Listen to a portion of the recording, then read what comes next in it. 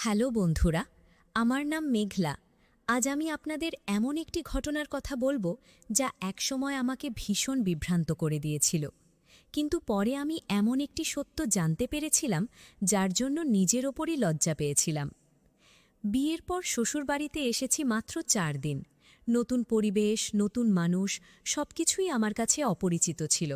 তাই পরিবারের সবাইকে বোঝার জন্য আমি তাদের দৈনন্দিন অভ্যাসগুলো খেয়াল করতে শুরু করলাম। আমার স্বামী রাতের বেলা ১ গ্লাস গরম দুধ খেতে পছন্দ করতেন। বিয়ের প্রথম দিনেই তিনি আমাকে বলেছিলেন ঘুমানোর আগে যেন আমি তার জন্য দুধ নিয়ে যাই। কিন্তু নতুন সংসারের নানা কাজের চাপে আমি বিষয়টা বারবার ভুলে যাচ্ছিলাম। টানা ৩ দিন একই ভুল করার পর তিনি বিরক্ত হয়ে বললেন, তুমি যদি আবার ভুলে যাও তাহলে পরে কি হবে সেটা কিন্তু আমি বলতে পারবো না। আমি একটু অস্বস্তি বোধ করলাম। সেদিন রাতে তাই সব কাজ শেষ করে তাড়াতাড়ি রান্নাঘরে গেলাম দুধ গরম করতে। কিন্তু দুধ নিয়ে ফেরার সময় হঠাৎ একটি অদ্ভুত শব্দ আমার কানে এলো। শব্দটা আসছিল শাশুড়ি শ্বশুরের ঘর থেকে। আমি থমকে দাঁড়ালাম। ভেতর থেকে শাশুড়ির কণ্ঠ শোনা গেল, এখন একটু থামো, আমি খুব ক্লান্ত হয়ে গেছি, আমার আর পারা যাচ্ছে না।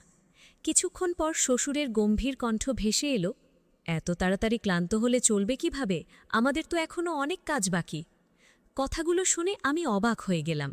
কি এমন কাজ যার জন্য এত রাতে তারা দুজন এত ব্যস্ত? আমি আর দাঁড়ালাম না, দ্রুত নিজের ঘরে ফিরে এলাম। কিন্তু সারা রাত আমার মাথায় শুধু ওই কথাগুলোই ঘুরপাক লাগতে লাগল। পরদিন সকালেও শাশুড়ির মুখে কোনো ক্লান্তির ছাপ দেখলাম না, বরং তিনি স্বাভাবিকভাবেই বাড়ির সব কাজ সামলাচ্ছিলেন। কিন্তু দুপুরে আবারও একই ঘটনা ঘটল। আমি যখন তাকে খেতে ডাকতে তাদের ঘরের কাছে গেলাম, তখন আবার সেই পরিচিত কণ্ঠস্বর শুনতে পেলাম, আমি আর পারছি না, একটু বিশ্রাম নিই।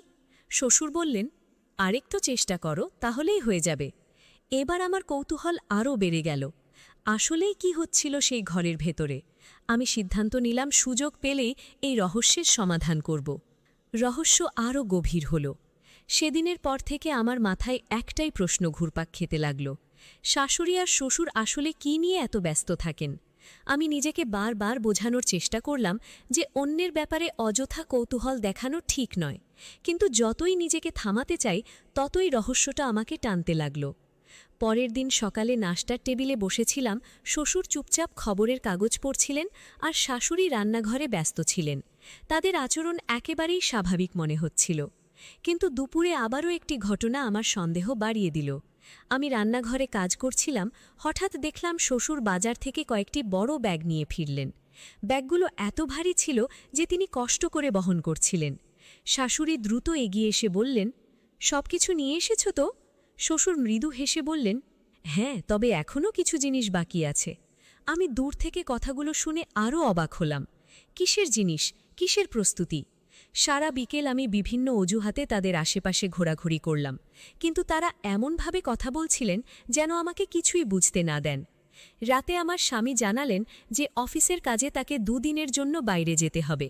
খবরটা শুনে আমার মনে অদ্ভুত একটা ভাবনা এলো, এই ২ দিনে হয়তো আমি রহস্যটার আসল কারণ জানতে পারব। স্বামী পরদিন সকালে বেরিয়ে যাওয়ার পর আমি আরও সতর্ক হয়ে গেলাম।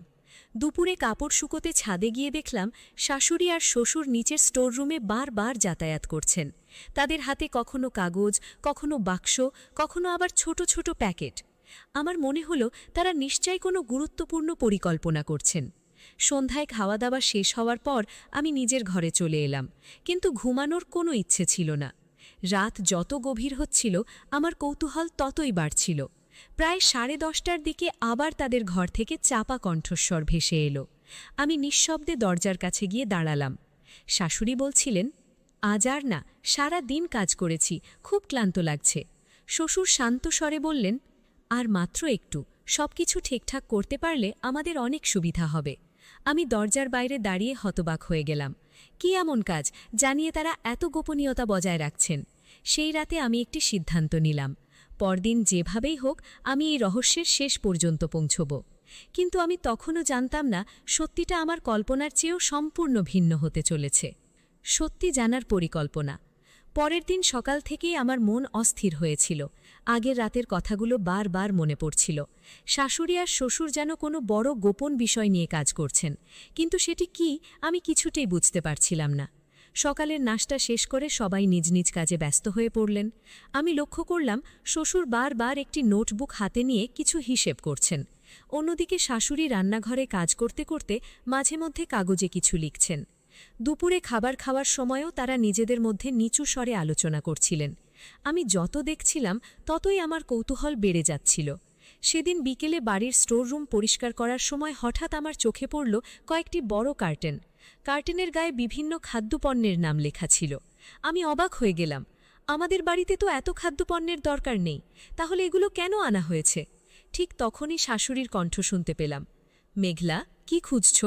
আমি চমকে উঠে দ্রুত বললাম, না মা, কিছু না, এদিকটা পরিষ্কার করছিলাম। তিনি মৃদু হেসে চলে গেলেন, কিন্তু আমার মনে হলো তিনি কিছু লুকিয়ে রাখছেন। রাত নামার সাথে সাথে আমার কৌতূহল চরমে পৌঁছল। আমি সিদ্ধান্ত নিলাম আজ সত্যিটা জানতেই হবে।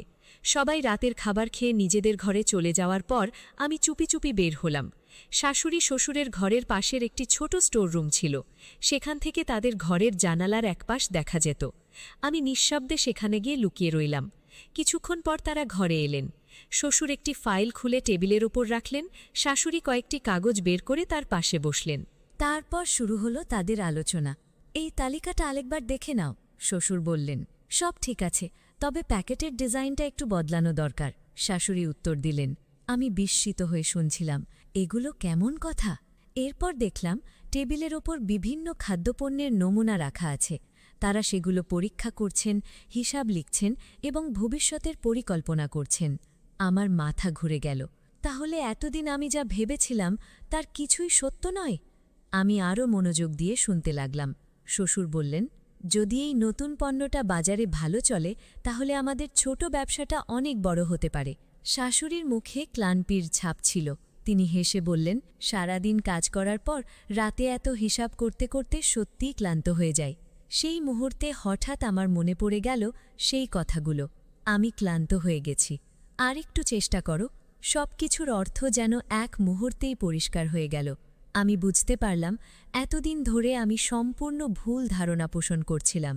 কিন্তু এখনও পুরো সত্যটা জানা বাকি ছিল। তারা আসলে কী ধরনের ব্যবসা শুরু করতে যাচ্ছেন, আর কেন বিষয়টি এত গোপন রাখা হয়েছে, সেই উত্তর আমি জানতে পারলাম পরের দিন। সারা রাত আমি ঠিকমতো ঘুমাতে পারলাম না। বারবার মনে হচ্ছিল আমি কত বড় ভুল ধারণা নিয়ে এতদিন ঘুরে বেরিয়েছি। যেসব কথাকে আমি অন্যভাবে ভেবেছিলাম সেগুলোর আসল অর্থ ছিল সম্পূর্ণ ভিন্ন। পরদিন সকালে ঘুম থেকে উঠেই দেখলাম বাড়ির পরিবেশ বেশ ব্যস্ত। শ্বশুর খুব ভোরেই কোথাও বেরিয়ে গেছেন। শাশুড়ি রান্নাঘরের কাজ শেষ করে বারবার ফোনে কারো সঙ্গে কথা বলছিলেন। আমি লক্ষ্য করলাম তার মুখে এক ধরনের উত্তেজনা আর আনন্দ কাজ করছে। দুপুরের দিকে হঠাৎ শাশুড়ি আমাকে ডাকলেন, মেঘলা, একটু আমার ঘরে এসো তো। আমার বুক ধড়ফড় করতে লাগল। মনে হলো হয়তো তিনি বুঝে গেছেন যে আমি তাদের ব্যাপারে কৌতূহলী ছিলাম। ধীরে ধীরে ঘরে ঢুকতেই দেখলাম বিছানার ওপর অনেকগুলো কাগজ, নোটবুক, ডিজাইনের নমুনা আর কিছু প্যাকেট সাজানো রয়েছে। শাশুড়ি হাসি মুখে বললেন, তুমি তো এখন এই পরিবারের সদস্য, তাই ভাবলাম তোমাকেও সব জানানো উচিত। আমি চুপচাপ বসে পড়লাম। এরপর তিনি যে কথা বললেন তা শুনে আমি বিস্মিত হয়ে গেলাম। জানতে পারলাম বহু বছর চাকরি করার পর শ্বশুর অবসরে গিয়েছেন। অবসর নেওয়ার পর তিনি নিজের একটি ছোট ব্যবসা শুরু করার স্বপ্ন দেখছিলেন। অন্যদিকে শাশুড়িরও রান্না ও নতুন নতুন খাবার তৈরির প্রতি বিশেষ আগ্রহ ছিল। তাই দুজনে মিলে সিদ্ধান্ত নিয়েছেন ঘরে তৈরি স্বাস্থ্যকর খাদ্যপণ্য বাজারে বিক্রি করবেন। গত কয়েক মাস ধরে তারা সেই পরিকল্পনা নিয়েই কাজ করছিলেন। আমি অবাক হয়ে তাদের কথা শুনছিলাম। শাশুড়ি বললেন, রাতে তুমি যে আমি ক্লান্ত কথাটা শুনতে, সেটা আসলে এই কাজের জন্যই। সারাদিন সংসার সামলে রাতে আবার হিসাব, পরিকল্পনা, রেসিপি পরীক্ষা সব করতে করতে সত্যিই ক্লান্ত হয়ে যেতাম। আমার মুখ লজ্জায় লাল হয়ে গেল। আমি বুঝতে পারলাম না জেনে মানুষ সম্পর্কে ধারণা করা কত বড় ভুল। ঠিক তখনই শ্বশুর ঘরে ঢুকলেন। তার হাতে কিছু নতুন প্যাকেট ছিল। তিনি উচ্ছ্বসিত কণ্ঠে বললেন, সুখবর, প্রথম দোকান থেকে আমাদের পণ্যের জন্য অর্ডার এসেছে। কথাটা শুনেই শাশুড়ির মুখ আনন্দে উজ্জ্বল হয়ে উঠল। আমি তাদের দুজনের দিকে তাকিয়ে রইলাম। সেই মুহূর্তে বুঝতে পারলাম তাদের সম্পর্কের আসল শক্তি কোথায়। এটা কোনো রহস্যময় বিষয় ছিল না, এটা ছিল একে অপরের প্রতি বিশ্বাস, সহযোগিতা আর সম্মানের শক্তি। কিন্তু তখনও আমি জানতাম না খুব শীঘ্রই এমন একটি ঘটনা ঘটতে চলেছে যা আমাকে নিজের ভুলের কথা সবার সামনে স্বীকার করতে বাধ্য করবে। পরের কয়েক সপ্তাহের মধ্যেই শ্বশুর শাশুড়ির নতুন ব্যবসা ধীরে ধীরে এগোতে শুরু করল। প্রথমে কয়েকটি দোকানে তাদের পণ্য সরবরাহ করা হয়েছিল।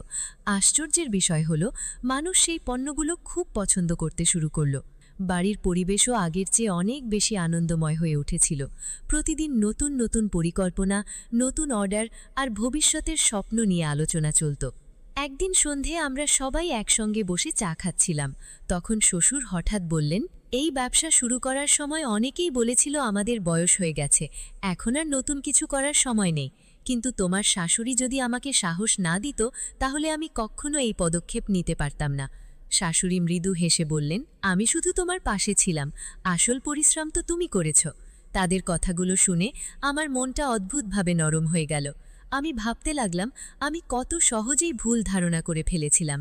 সেদিন রাতে নিজের ঘরে বসে আমি অনেকক্ষণ ধরে চিন্তা করলাম। মানুষের জীবনের সবচেয়ে বড় সমস্যা হলো আমরা অনেক সময় সত্য না জেনেই সিদ্ধান্ত নিয়ে ফেলি। পরদিন সকালে সাহস সঞ্চয় করে আমি শাশুড়ির কাছে গেলাম। তিনি তখন রান্নাঘরে কাজ করছিলেন। আমি ধীরে ধীরে বললাম, মা, একটা কথা বলবো? তিনি হাসি মুখে বললেন, অবশ্যই বলো। আমি মাথা নিচু করে বললাম, আমি আপনাদের সম্পর্কে ভুল ভেবেছিলাম, না জেনে অনেক কিছু কল্পনা করেছিলাম। এখন বুঝতে পারছি আমি ভুল করেছি। তার কথা শুনে তিনি কিছুক্ষণ চুপ করে থাকলেন। তারপর আমার মাথায় হাত রেখে বললেন, মানুষ ভুল করতেই পারে, কিন্তু নিজের ভুল বুঝে নেওয়াটাই সবচেয়ে বড় গুণ। তার কথাগুলো শুনে আমার চোখ ভিজে উঠল। সেদিন আমি উপলব্ধি করলাম, একটি পরিবারের শক্তি শুধু রক্তের সম্পর্কে নয়, বরং পারস্পরিক বিশ্বাস, সম্মান আর সহযোগিতার মধ্যে লুকিয়ে থাকে। শ্বশুর শাশুড়ির সম্পর্ক আমাকে শিখিয়েছিল যে প্রকৃত ভালোবাসা মানে শুধু আবেগ নয়, একে অপরের স্বপ্নকে সমর্থন করা, কঠিন সময়ে পাশে থাকা আর একসঙ্গে এগিয়ে যাওয়ার নামই হলো ভালোবাসা। আজ যখন তাদের সফল ব্যবসার দিকে তাকাই, তখন গর্বে আমার বুক ভরে যায়। আর নিজের সেই পুরনো ভুলের কথা মনে পড়লে আমি শুধু একটি কথাই ভাবি, কাউকে বিচার করার আগে সত্যটা জানা খুব জরুরি। কারণ অনেক সময় যা আমরা দেখি বা শুনি, বাস্তবতা তার সম্পূর্ণ বিপরীত হয়। এই ঘটনাটি আমাকে আজীবনের জন্য একটি শিক্ষা দিয়ে গেছে। সম্পর্কের আসল শক্তি লুকিয়ে থাকে বিশ্বাস, সম্মান আর পারস্পরিক সহযোগিতা।